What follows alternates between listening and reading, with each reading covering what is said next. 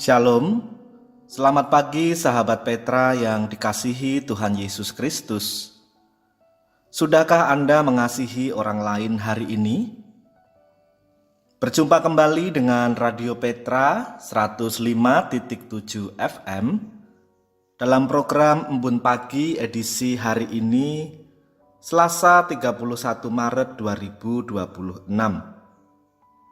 Kali ini bersama dengan saya, Pendeta Trinur Ati dari GKJ Suryo Dinengratan, Yogyakarta. Mari kita memulai hari ini dengan bermenung sejenak berdasarkan firman Allah. Tema permenungan kita di pagi hari ini adalah kuasa salib. Marilah kita terlebih dahulu menundukkan diri dalam kebesaran rahmat Allah. Kita berdoa memohon pertolongannya dalam kita bermenung sejenak di pagi hari ini. Mari kita berdoa. Tuhan Allah kami yang bertahta dalam kerajaan sorga yang penuh dengan kemuliaan, juga Engkaulah Bapa kami yang senantiasa hadir, menyertai dan menolong kami di setiap langkah kehidupan ini. Kami bersyukur atas kasih setia Tuhan yang menjagai kami dalam kerapuhan kami ketika kami terlelap tidur. Kami berterima kasih pula atas hari baru yang Engkau karuniakan kepada kami dengan segala berkat yang memperlengkapinya. Maka sebagai wujud syukur kami mau menjalani hari ini dan seterusnya erat melekat dengan Engkau. Kami rindu setiap langkah hidup kami selaras dengan kegerakan-Mu yang penuh belas kasih dan kebenaran. Untuk itu, kami mohon Roh Kudus membimbing kami dalam permenungan kami akan firman-Mu pada saat ini. Biarlah Roh Kudus memampukan kami untuk memahami kehendak-Mu, Bapa, menumbuhkan kerinduan di hati kami, serta daya kemampuan untuk mewujud nyatakan kehendak-Mu itu di dalam hidup ini. Dalam nama Tuhan Yesus Kristus, Putra-Mu, Tuhan dan Juru Selamat kami berdoa. Amin. Sahabat Petra yang terkasih, permenungan kita di pagi hari ini didasarkan atas pembacaan Alkitab dari surat 1 Korintus pasal 1 ayat 18 sampai 31 yang demikian kesaksian firman Tuhan. Sebab pemberitaan tentang salib memang adalah kebodohan bagi mereka yang akan binasa. Tetapi bagi kita yang diselamatkan, pemberitaan itu adalah kekuatan Allah. Karena ada tertulis, Aku akan membinasakan hikmat orang-orang berhikmat, dan kearifan orang-orang bijak akan kulenyapkan. Di manakah orang yang berhikmat? Di manakah ahli Taurat? Di manakah pembantah dari dunia ini? Bukankah Allah telah membuat hikmat dunia ini menjadi kebodohan? Oleh karena dunia dalam hikmat Allah tidak mengenal Allah oleh hikmatnya, maka Allah berkenan menyelamatkan mereka yang percaya oleh kebodohan pemberitaan Injil. Orang-orang Yahudi menghendaki tanda, dan orang-orang Yunani mencari hikmat. Tetapi kami memberitakan Kristus yang disalibkan. Untuk orang-orang Yahudi suatu batu sandungan, dan untuk orang-orang bukan Yahudi suatu kebodohan. Tetapi untuk mereka yang dipanggil, baik orang Yahudi maupun orang bukan Yahudi, Kristus adalah kekuatan Allah dan hikmat Allah. Sebab yang bodoh dari Allah lebih besar hikmatnya daripada manusia, dan yang lemah dari Allah lebih kuat daripada manusia. Ingat saja, saudara-saudara, bagaimana keadaan kamu ketika kamu dipanggil. Menurut ukuran manusia, tidak banyak orang yang bijak. Tidak banyak orang yang berpengaruh, tidak banyak orang yang terpandang. Tetapi apa yang bodoh bagi dunia dipilih Allah untuk memalukan orang-orang yang berhikmat. Dan apa yang lemah bagi dunia dipilih Allah untuk memalukan apa yang kuat. Dan apa yang tidak terpandang dan yang hina bagi dunia dipilih Allah, bahkan apa yang tidak berarti dipilih Allah untuk meniadakan apa yang berarti. Supaya jangan ada seorang manusia pun yang memegahkan diri di hadapan Allah. Tetapi oleh Dia, kamu berada dalam Kristus Yesus, yang oleh Allah telah menjadi hikmat bagi kita. Ia membenarkan dan menguduskan dan menebus kita. Karena itu seperti ada tertulis, barang siapa yang bermegah, hendaklah ia bermegah di dalam Tuhan. Sahabat Petra yang terkasih, demikianlah pembacaan Alkitab. Berbahagialah setiap orang yang mendengarkan firman Allah dan yang memeliharanya. Hosiana. Sahabat Petra yang terkasih, bayangkan ada dua orang yang mengunggah sesuatu di media sosial. Yang satu mengunggah foto pencapaiannya, jabatan baru, mobil baru, rumah baru.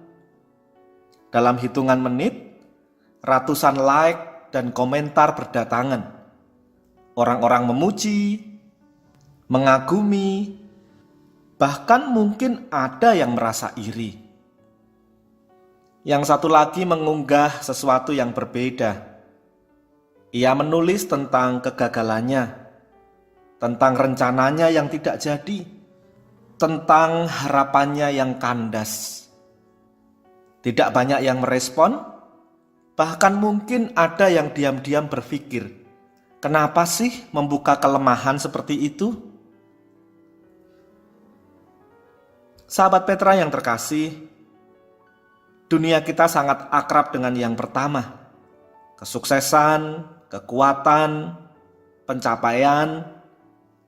Tetapi kita begitu canggung dengan yang kedua, kelemahan, kegagalan, kerendahan.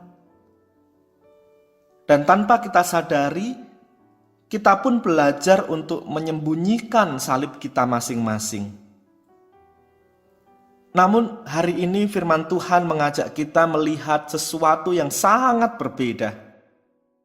Dalam surat 1 Korintus pasal 1 ayat 18 yang tadi telah kita dengarkan, kesaksian firman Tuhan menegaskan kepada kita bahwa pemberitaan tentang salib memang adalah kebodohan bagi mereka yang akan binasa. Tetapi bagi kita yang diselamatkan, pemberitaan itu adalah kekuatan Allah. Sahabat Petra yang terkasih, pada zaman Tuhan Yesus, salib bukanlah simbol rohani yang indah seperti yang sering kita lihat hari ini. Salib adalah alat untuk hukuman mati yang paling memalukan. Salib adalah simbol aib, penderitaan, dan kehinaan. Orang yang disalib bukan hanya mati, tetapi mereka juga dipermalukan. Tidak ada orang yang bangga dengan salib. Tetapi Allah melakukan sesuatu yang mengejutkan. Ia mengambil simbol kehinaan itu dan menjadikannya tanda kasih yang terbesar. Ia mengambil sesuatu yang dianggap gagal oleh dunia dan menjadikannya kemenangan yang kekal. Disinilah kita melihat bagaimana Allah membingkai ulang realitas. Namun meskipun ini adalah pesan yang penting, kesaksian firman Tuhan bagi kita saat ini tidak berhenti di situ. Sabda Tuhan tidak sebatas berbicara tentang salib. Namun sabda itu sedang menantang sesuatu yang lebih dalam, yaitu cara kita manusia memahami hikmat. Sahabat Petra yang terkasih, Rasul Paulus sedang berbicara kepada jemaat di Korintus. sebuah kota yang sangat mengagung-agungkan hikmat manusia. Di kota Korintus itu, orang dihargai karena kepandaian berbicara, status sosial, kekayaan, pengaruh, maupun juga koneksi. Dan kalau kita jujur, kita pun hidup di dunia yang sama. Sejak kecil, hati kita telah belajar untuk merasa lebih berharga ketika dipuji, merasa lebih berarti ketika berhasil, merasa lebih aman ketika memiliki lebih banyak, merasa diri lebih bernilai ketika diakui ataupun dikenal oleh orang-orang tertentu. Dunia telah mengajarkan kepada kita, entah secara halus maupun terang-terangan, bahwa nilai kita tergantung pada apa yang kita capai dan pengakuan yang kita peroleh. Dan mungkin tanpa sadar, kita mulai mempercayai pandangan semacam itu. Namun firman Tuhan hari ini mengguncang semua itu. Paulus berkata, hikmat manusia yang berpusat pada diri sendiri tidak akan membawa kita kepada Allah, melainkan justru bisa menjauhkan kita darinya. Bahkan lebih keras lagi, Paulus menyebutnya sebagai kebodohan di hadapan Allah. Mengapa? Karena hikmat manusia seringkali berakar pada keangkuhan. Hikmat itu berkata, aku cukup, aku mampu, aku tahu, dan seterusnya. Sebaliknya, hikmat Allah justru dimulai dari pengakuan, aku tidak cukup, aku membutuhkan Tuhan. Sahabat Petra yang terkasih, hikmat Allah tidak berteriak di panggung. Ia sering hadir justru dalam kesunyian. Hikmat Allah tidak selalu terlihat hebat. Ia sering tersembunyi dalam hal-hal kecil. Tuhan Yesus menunjukkan itu. Ia tidak datang sebagai raja yang dieluk-elukkan. Ia tidak memilih jalan yang mudah. Ia tidak mempertahankan haknya ataupun mencari kemuliaan diri. Namun, ia memilih untuk merendahkan diri, mengosongkan diri, memberikan dirinya sepenuhnya. Dan justru disitulah kuasa dan hikmat Allah dinyatakan. Hikmat Allah bukan tentang menjadi yang paling hebat, melainkan tentang rela menjadi rendah. Bukan tentang mengumpulkan sebanyak mungkin, melainkan tentang memberi diri. Hikmat Allah bukanlah tentang menjadi orang yang dikenal, melainkan tentang menjadi orang yang setia. Sahabat Petra yang terkasih, izinkan saya berbicara lebih dekat dimanapun ruang Anda sedang mendengarkan saat ini. Mungkin Anda sedang sendirian, mungkin Anda sedang lelah, mungkin ada hal dalam hidup Anda yang tidak berjalan seperti yang Anda harapkan. Ada rencana yang gagal, ada usaha yang tidak dihargai, ada luka yang tidak dilihat orang lain, dan mungkin jauh di dalam lubuk hati Anda bertanya, apakah aku masih berharga? Dunia mungkin menjawab, ya tergantung. Tunjukkan dulu, buktikan dulu. Tetapi salib berkata sesuatu yang berbeda. Salib berkata, kamu dikasihi, bahkan ketika kamu tidak terlihat berhasil. Kamu berharga, bahkan ketika dunia tidak melihatmu. Kamu tidak perlu membuktikan apa-apa untuk dikasihi Allah. Namun sahabat Petra yang terkasih, hidup dalam hikmat Allah semacam itu bukanlah hal yang mudah. Selalu setiap hari kita ditarik untuk kembali ke cara yang lama, yaitu untuk membandingkan diri, mencari pengakuan, dan selalu hidup di bawah bayang-bayang ketakutan dianggap gagal. Kita ingin terlihat kuat, padahal kita lemah. Kita ingin terlihat berhasil, padahal kita sedang berjuang. Dan disitulah salib kembali berbicara. Bukan dengan suara keras, tetapi dengan bisikan yang lembut. Berhentilah menyandarkan dirimu pada dirimu sendiri. Datanglah kepada Kristus dengan apa adanya. Sahabat Petra yang terkasih, hikmat Allah mengundang kita untuk hidup berbeda. Bukan untuk menjadi yang paling menonjol, tetapi menjadi yang paling tulus. Bukan untuk mengejar pengakuan, tetapi hidup dalam ketaatan. Bukan untuk meninggikan diri, tetapi berani merendahkan hati. Dan mungkin hari ini langkah kecil yang bisa kita ambil adalah berhenti sejenak dan jujur di hadapan Tuhan. Mengakui bahwa kita tidak selalu kuat, mengakui bahwa kita membutuhkannya, dan karena justru disitulah kita mulai mengerti hikmat Allah. Sahabat Petra yang terkasih, pemberitaan tentang salib memang terlihat seperti kebodohan bagi dunia. Tetapi bagi kita itu adalah kekuatan Allah. Kekuatan yang tidak tergantung pada pencapaian. Kekuatan yang tidak goyah oleh penilaian manusia. Namun kekuatan yang lahir dari kasih yang rela merendahkan diri. Kiranya kita tidak lagi hidup dari hikmat dunia yang berpusat pada diri, tetapi dari hikmat Allah yang mengosongkan diri, yang mengasihi tanpa syarat, dan yang memulihkan kita dari dalam. Mari kita berdoa.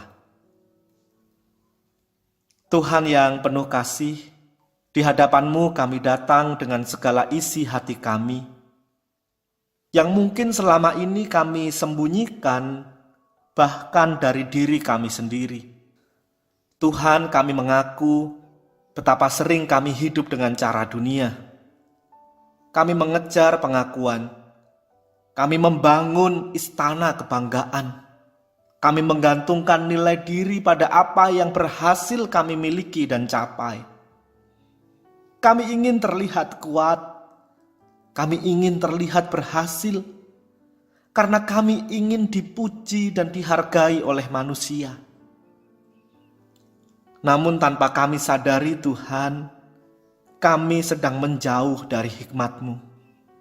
Ampuni kami Tuhan, ketika hati kami dipenuhi kesombongan yang halus, ketika kami mulai merasa cukup tanpa Engkau, ketika kami lebih takut kehilangan hormat manusia daripada kehilangan keintiman dengan-Mu. Lembutkan hati kami kembali ya Tuhan. Ajarkan kami untuk melihat seperti Engkau melihat, bahwa apa yang dunia anggap tinggi belum tentu berharga di hadapan-Mu. Dan apa yang dunia anggap rendah justru sering Engkau peluk dengan kasih-Mu. Tuhan, kami juga berdoa bagi mereka yang hari-hari ini merasa lelah, yang merasa tertinggal, yang merasa gagal, yang mungkin diam-diam menangis dalam hatinya. Mereka yang sudah berusaha tetapi tidak dilihat, mereka yang sudah setia tetapi tidak dihargai, mereka yang merasa hidupnya tidak sebanding dengan orang lain di sekitarnya. Tuhan, peluklah mereka saat ini. Bisikkan dalam hati mereka bahwa mereka berharga di mata-Mu, bahwa mereka tidak kalah, bahwa hidup mereka tidak sia-sia. Tolong mereka untuk percaya bahwa salib yang tampak seperti kekalahan justru adalah jalan kemenangan-Mu. Dan ketika mereka merasa lemah, ingatkan bahwa disitulah kekuatan-Mu menjadi nyata. Tuhan, ajar kami semua untuk berjalan dalam hikmat-Mu, hikmat yang tidak meninggikan diri, tetapi merendahkan hati. Hikmat yang tidak mencari kemuliaan sendiri, tetapi memuliakan Engkau. Bentuklah hidup kami, agar kami tidak lagi hidup untuk membuktikan sesuatu kepada dunia, tetapi untuk setia kepadamu. Dan di dalam setiap langkah kami, biarlah kami selalu ingat bahwa kasih-Mu cukup, bahwa anugerah-Mu cukup, dan bahwa kami cukup di dalam Engkau. Di dalam nama Yesus Kristus, Tuhan dan Juru Selamat, kami berdoa. Amin. Demikian sahabat Petra yang terkasih, Embun Pagi edisi hari ini, Selasa 31 Maret 2026. Kiranya permenungan kita berdasarkan firman Tuhan ini meneguhkan kita semuanya. Materi renungan saya olah kembali dari renungan berbahasa Jawa, Sabto Winedar, karya Sinode GKJ. Saya Pendeta Trinur Adi dari GKJ Suryo Dinengratan, Yogyakarta. Mohon diri dan mohon maaf bila ada kata yang kurang berkenan. Sahabat Petra yang terkasih, selamat mengasihi orang lain hari ini. Tuhan Allah Bapa kita memberkati.